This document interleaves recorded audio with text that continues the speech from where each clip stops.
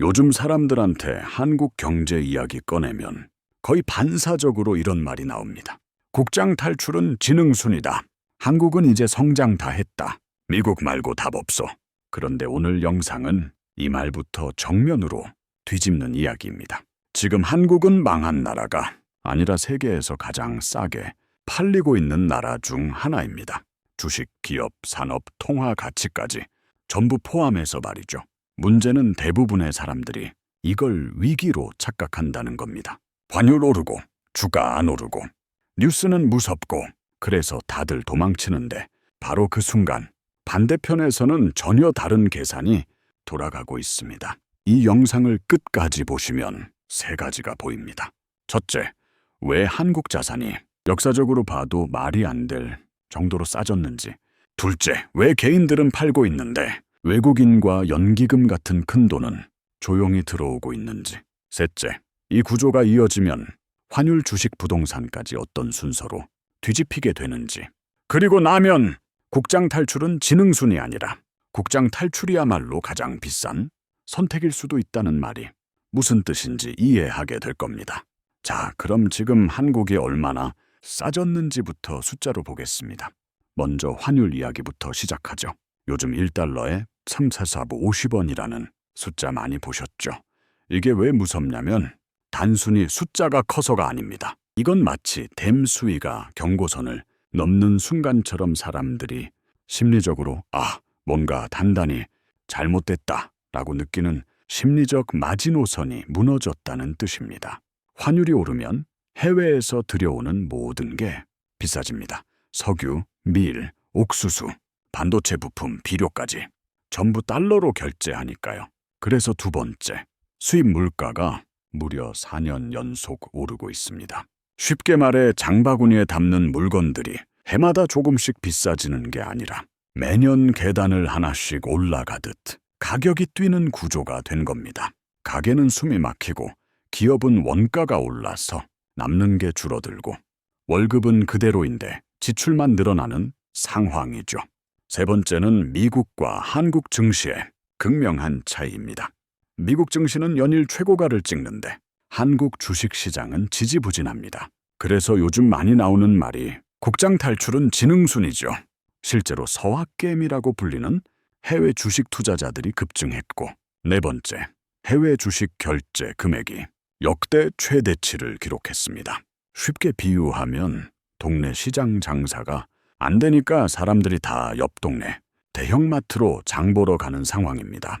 돈이 한국 시장을 떠나 미국으로 이동하고 있다는 뜻이죠. 다섯 번째, 금리입니다. 금리는 쉽게 말해 돈의 사용료입니다. 돈을 빌리면 내는 월세 같은 거죠. 지금 한국 기준금리는 약 2.5%, 미국은 약 3,075%입니다.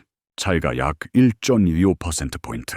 이게 무슨 의미냐면 같은 돈을 굴려도 미국에 맡기면 이자를 더 준다는 뜻입니다. 그러니 자본이 어디로 가겠습니까? 당연히 미국으로 이동합니다. 그런데 한국 사람 입장에서는 대출이자는 여전히 부담되고 환율은 올라서 해외 투자도 무섭고 이중으로 압박을 받는 구조입니다. 여섯 번째는 부동산입니다. 서울 아파트 가격은 다시 꿈틀거리는데 지방은 미분양이 쌓이고 인구가 빠져나가며 소멸 이야기까지 나옵니다. 같은 나라 안에서도 자산이 커지는 사람과 줄어드는 사람이 갈라지는 양극화가 더 심해지고 있는 겁니다. 일곱 번째, 외환 보유액 이야기입니다. 외환 보유액이란 나라가 비상시에 쓸 수 있도록 쌓아둔 달러 저금통 같은 겁니다. 현재 약 4천억 달러 수준인데 이 숫자가 많다, 적다를 두고 시장에서 계속 논쟁이 나옵니다. 왜냐하면 환율이 급등할 때 이 돈으로 방어할 수 있느냐, 국가 신용도가 흔들리지는 않느냐 하는 불안이 계속 퍼지고 있기 때문입니다. 여덟 번째, 유튜브와 SNS를 켜면 한국 경제 붕괴, IMF 시즌2, 대공황 온다 같은 영상이 쏟아집니다. 공포 콘텐츠가 조회수가 잘 나오다 보니 점점 더 자극적인 말들이 늘어나고 사람들의 불안은 더 커집니다. 아홉 번째, 그래서 많은 사람들이 다시 예금과 적금으로 돌아가고 있습니다. 주식, 코인, 부동산 같은 위험 자산이 무섭다 보니 차라리 조금 손해보더라도 은행에 넣어두자는 심리가 강해진 겁니다. 마치 폭풍우가 치면 배를 항구로 돌려 쓰는 것처럼요. 10번째, 체감 고통 지수입니다. 이건 공식 지표는 아니지만 월급, 물가, 집값, 교육비, 대출 이자를 전부 합쳐서 사람들이 느끼는 삶의 무게를 말합니다. 지금 이 체감 고통은 통계 숫자보다 훨씬 무겁습니다. 뉴스에서는 성장률 몇 퍼센트, 수출 증가 이런 말을 하지만 실제 생활에서는 왜 이렇게 숨이 막히지라는 말이 먼저 나옵니다. 그래서 많은 사람들이 이렇게 느낍니다. 나만 뒤처지는 것 같고, 나만 가난해지는 것 같고, 나만 잘못 선택한 것 같다고요. 바로 이 지점에서 오늘 이야기의 진짜 주제가 시작됩니다. 모두가 같은 공포를 느끼는 이 순간, 과연 세상은 정말로 끝을 향해 가고 있는 걸까요? 아니면 누군가는 이 공포를 이용해 조용히 다른 준비를 하고 있는 걸까요? 그런데 바로 이 절망의 한가운데에서 뉴스에는 거의 나오지 않지만 훨씬 더 중요한 변화가 조용히 진행되고 있습니다. 마치 태풍이 오기 직전에 바다가 이상하리만큼 고요해지는 것처럼 말이죠. 먼저 지금 미국 중앙은행이 어떤 상태인지부터 보겠습니다. 중앙은행은 나라의 돈을 찍고 금리를 정하는 곳인데 미국에서는 이 기관을 연방준비제도, 줄여서 연준이라고 부릅니다. 그리고 이 연준을 이끌어온 사람이 제롬 파월이라는 인물입니다. 이 사람은 쉽게 말해 지난 10년 동안 전 세계 돈줄의 수도꼭지를 쥐고 흔들던 관리자였습니다. 금리를 올릴 때는 과감하게 올리고 돈을 줄일 때는 냉정하게 줄이던 긴축을 좋아하는 성향이라서 시장에서 이런 사람을 매파라고 부릅니다. 매가 먹이를 낚아채듯 물가를 잡기 위해 경제를 세게 누르는 성향이라는 뜻입니다.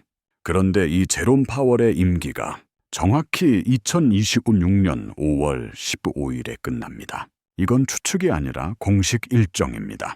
이게 왜 중요하냐면 회사로 치면 10년 동안 구조조정만 하던 대표가 퇴임하는 날이 정해진 것과 같습니다. 직원들 입장에서는 이제 경영 스타일이 바뀔 수도 있겠죠. 기대가 생기겠죠. 있겠네. 바뀔 수도. 실제로 2025년 말부터 미국은 기준금리를 더 이상 올리지 않고 그대로 두는 상태, 즉 긴축 사이클을 사실상 멈춘 상태로 들어갔습니다. 이건 더 조이면 회사가 부러질 수도 있다는 걸 인정했다는 뜻입니다. 그리고 여기에 정치가 끼어듭니다. 미국은 대통령 선거 이후 2년 차에 들어서면 항상 경제 성과에 집착합니다. 수출이 늘고 주가가 오르고 실업률이 내려가야 표가 되기 때문입니다. 그래서 정부는 달러 가치를 일부러 낮추고 싶어 합니다. 달러가 싸지면 미국 물건이 해외에서 더 잘 팔리니까요. 이걸 약달러 정책이라고 부르는데 아주 쉽게 말하면 우리 물건을 싸게 만들어서 많이 팔자는 전략입니다. 과거 일본이 강제로 엔화를 올려 맞았던 플라자 합의 같은 역사적 사례와도 닮아 있습니다. 즉 정치권은 금리를 내려 달러를 약하게 만들고 싶어 하고 중앙은행 수장 교체 시점도 다가오고 있는 겁니다. 그리고 다음 연준 의장 후보로 거론되는 사람들은 대부분 비둘기파입니다. 비둘기파란 쉽게 말해 경제를 살리기 위해 금리를 빨리 내리는 걸 선호하는 사람들입니다. 매파가 브레이크라면 비둘기파는 엑셀이라고 보시면 됩니다. 여기에 또 하나의 폭탄이 숨어 있습니다. 미국 상업용 부동산입니다. 우리가 아는 아파트 말고 사무실, 쇼핑몰, 호텔 같은 건물들입니다. 코로나 이후 재택근무가 늘면서 사무실이 비고 금리가 오르면서 대출이자 부담이 커져서 이 건물들의 대출이 연체되기 시작했습니다. 이게 터지면 은행, 보험사, 연금까지 줄줄이 엮여 있는 시스템 전체가 흔들릴 수 있습니다. 그래서 미국 입장에서는 물가 잡는 것도 중요하지만 금융 시스템이 무너지는 건 더 큰 재앙이라는 계산을 하게 됩니다. 이게 바로 금리 인하의 진짜 압력입니다. 그리고 시장은 항상 정부보다 먼저 움직입니다. 실제로 미국 국채 금리, 즉 나라가 발행한 채권의 이자율이 이미 서서히 내려와 안정되는 모습이 포착되고 있습니다. 이건 투자자들이 앞으로 금리가 내려갈 가능성이 높다고 미리 베팅하고 있다는 뜻입니다.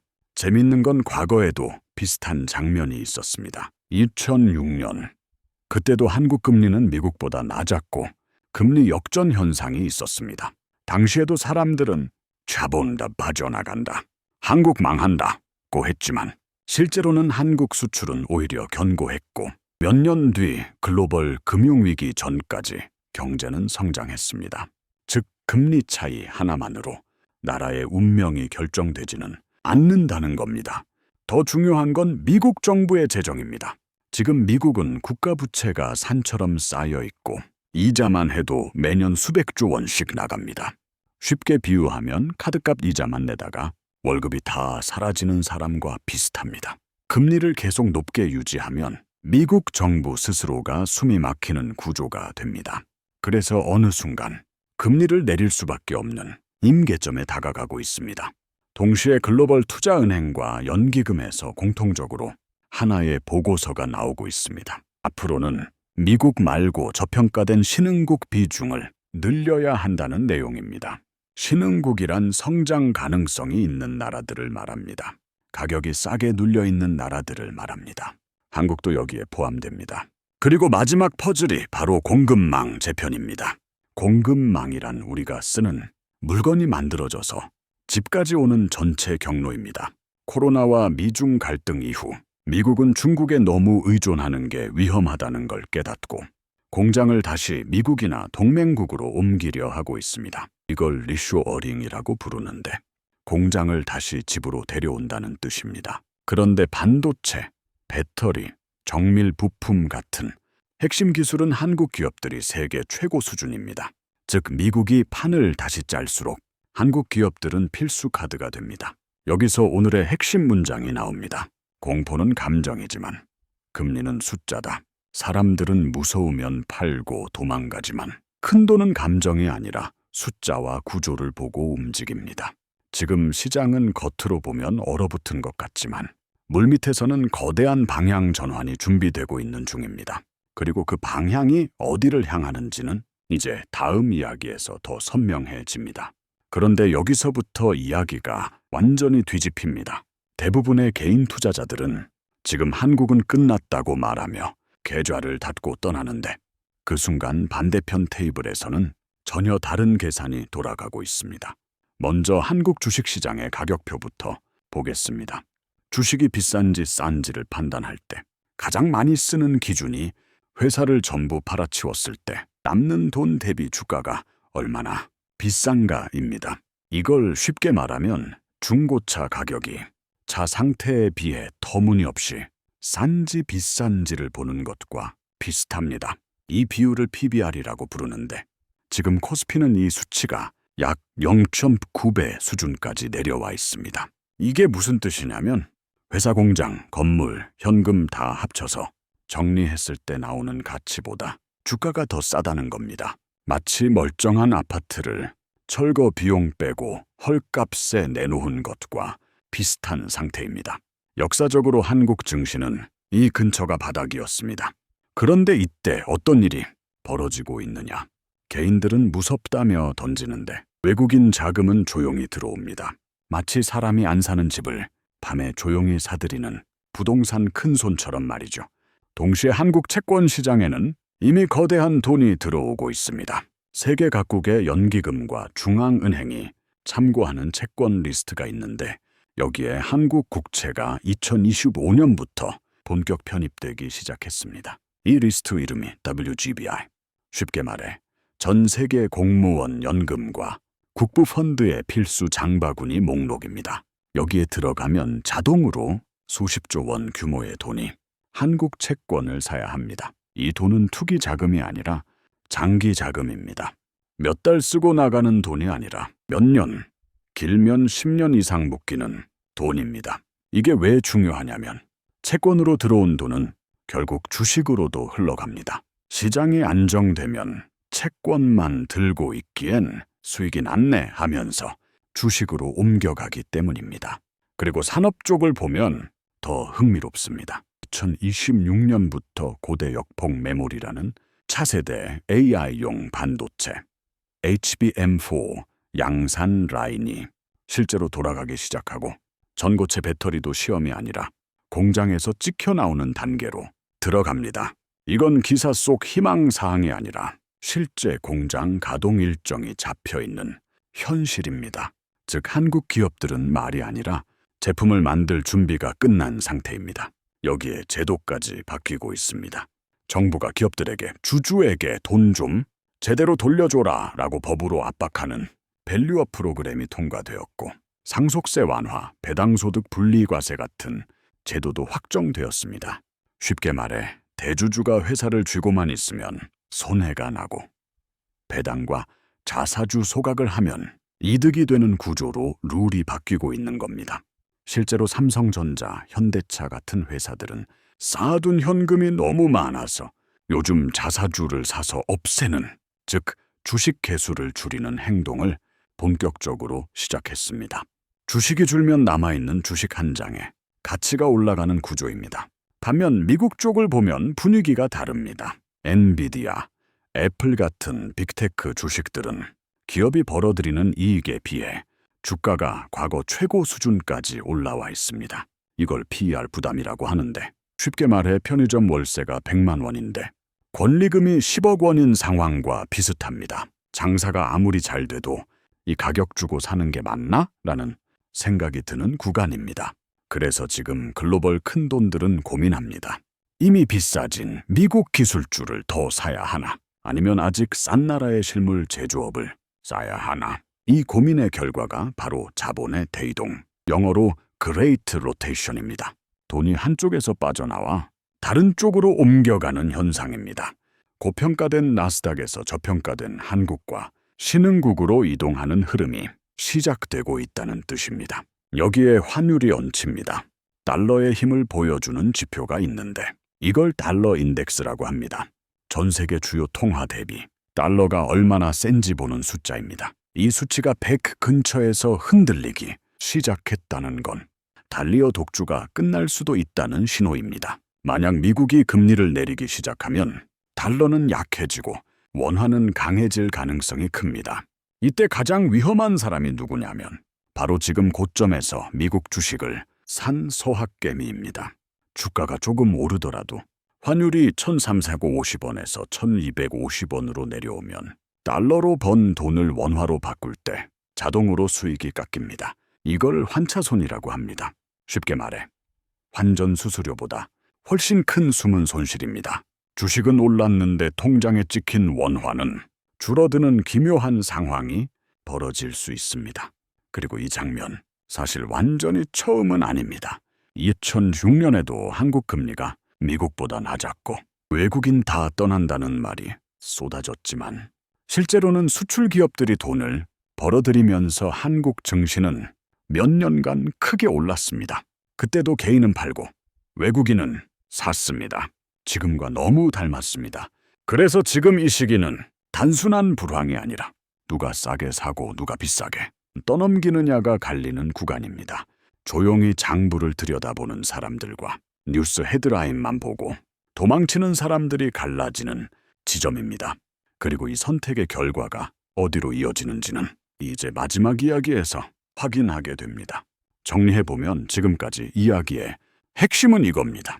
한국 증시는 회사 가치보다 싸게 거래되는 역사적 저평가 구간에 들어왔고 개인은 공포에 팔고 있지만 외국인과 연기금 같은 큰 돈은 조용히 주워 담고 있으며 한국 채권은 이미 전 세계 연기금의 필수 장바구니에 들어가 수십조 원이 자동 유입되고 있고 AI 반도체와 전고체 배터리 같은 실제 제품은 6년부터 공장에서 찍혀 나오기 시작하며 기업들은 법과 세제 변화로 주주에게 돈을 돌려주지 않으면 손해보는 구조로 바뀌고 있고 반대로 미국 빅테크는 너무 비싸져 부담스러운 구간에 들어왔으며 금리가 내려가면 달러는 약해지고 지금 미국 주식을 산 사람은 환율 때문에 수익이 깎일 수 있고 이런 장면은 2006년에도 반복됐고 그때 한국 증시는 결국 크게 올랐다는 점입니다.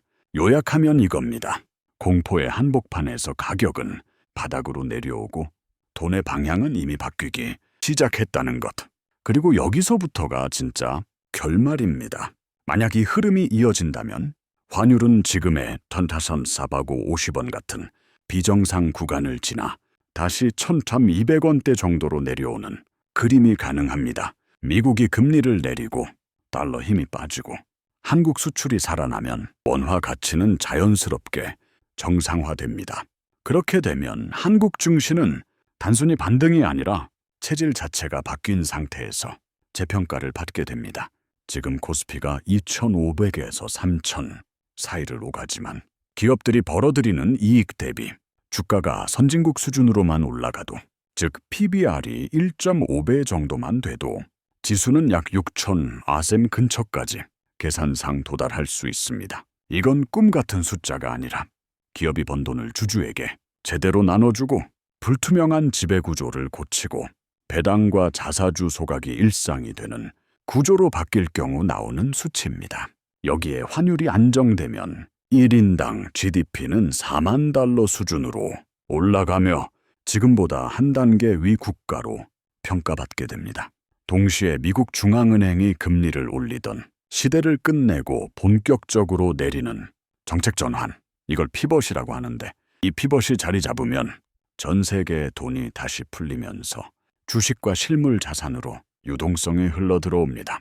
한국 국채는 이미 전 세계 펀드들이 의무적으로 들고 가야 하는 안전자산 목록에 들어갔고, 그 덕분에 한국 자산 전체가 망할 나라가 아니라 관리 가능한 국가로 분류되기 시작합니다. 산업 구조도 바뀝니다. 전 세계 AI 서버에는 반드시 한국 메모리 반도체가 들어가야 하는 구조가 굳어지고 있고, 배터리와 전력 장비, 방산, 원전 같은 제조업이 다시 돈을 벌어들이는 구조가 만들어지고 있습니다. 동시에 이사회가 주주 이익을 우선하도록 법으로 묶이는 거버넌스 변화가 진행되면서 한국 증시는 예전처럼 대주주 놀이터가 아니라 투자 시장에 가까운 모습으로 변합니다. 재정 수지와 경상 수지가 동시에 좋아지는 쌍둥이 흑자가 만들어지면 나라의 기초 체력, 즉 펀더멘탈도 단단해집니다. 그리고 그 순간 지금 해외로 도망갔던 자금들이 다시 한국으로 돌아오기 시작합니다. 이걸 포모, 즉 놓치기 싫어서 몰려드는 심리라고 부르는데, 국장에도 이 장면이 다시 펼쳐질 수 있습니다. 사람들이 그때 왜 안 샀지라며 뒤늦게 뛰어드는 구간이 오는 겁니다. 그래서 결론은 이것입니다. 2026년 1월 모두가 무섭다고 도망치던 이 시점은 나중에 돌아보면 인생을 바꾼 기회로 기록될 가능성이 매우 큽니다. 그리고 이 이야기를 한 문장으로 줄이면 이렇게 됩니다. 부자는 대중의 비명이 가장 클 때 태어난다. 공포는 뉴스에 나오지만 기회는 숫자 속에 숨어 있고, 그 숫자를 보는 사람만이 다음 장면의 주인공이 됩니다. 다시 한번 정리하면 이 영상의 결론은 이겁니다. 지금은 끝이 아니라 구조가 바뀌는 꼴비고, 가격은 이미 바닥 근처이며 돈의 방향은 조용히 바뀌었고, 2026년의 공포는 2028년의 결과로 평가받게 될 가능성이 크다는 것. 이걸 이해했다면 적어도 남들과 같은 이유로 팔지는 않게 될 겁니다.